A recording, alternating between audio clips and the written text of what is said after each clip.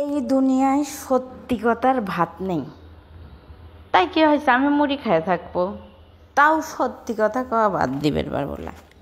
সত্যি কথা আর উচিত কথা মানুষের মন রাহে চলা যায় না। যদি আমার তাতে কিছু যায় আসে না, কার মন রাহে চলার আমার কোনো ইচ্ছাও নেই। আমি আমার মন রাহে চলতে পারলেই হইলে। আরে ভাই, নিজের মনে কি রাহে চলবার পারি না? 10 মিনিট আগে যেটা মন চায় 10 মিনিট পর এটা মন চায় না। নিজের মনের মর্জি শেষ করে টাইম পাই না, আরেকজনের মনের মর্জি রাখবো কখন? আর দুনিয়ার লোকের কথা তো আমি বাদই দিলাম। আমার একটু সমস্যা আছে ভাই, ওসিডির পেশেন্ট আমি তবে তারপরে আমার একটু সমস্যা আছে। যেমন রাস্তায় কসলায় মুড়ি মাহানি, এটা আমার আবার একটু রাস্তায় ধুলামুলা থাকে, সহ্য হয় না, মনের কাছে ভাল লাগে না। তো গোস্তের ঝোল বাসার পর মন চাইছে নিজেই মুড়ি মাহা খাবো। লোকটার মতন স্বাদ না হবে পারে, কম তো আর হবিলায়। তারপরে আর কি করব, শীতের ভিতর তো সবজির অ্যাভেলেবিলিটির অভাব নেই, জেনে যা পাওয়া যায় সবই স্বাদের স্বাস্থ্যকর খাবার মনে করে ফটাফট করে কাটে লিছি। একটু লবণ দিয়ে নিলাম যাতে চটকাতে সুবিধা হয়। আমাকে করতে পারে মানুষের হাতের তা খাইবেন না, নিজে চটকায় খাবেন। আরে ভাই, ওরা হাত ধোয় কি ধোয় না সে তো আর আমার জানা নেই।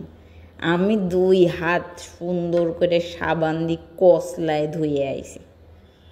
আর আমার বাড়ির লোকের যার মন চাবিলা খাবিলা, আমার তো অত জোর জবরদস্তি নেই, না খালি আমি একটু ভাগে বেশি পাবো, আমার তো আর লস নেই।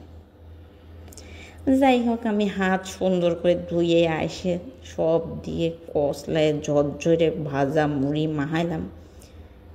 স্বাদের কথা তো কবি যারা খাইছে তারা। এই একটু কমেন্ট করে দিস তো কেবার লাগিয়েছিলে আমার মুড়ি মাহানি খায়ে।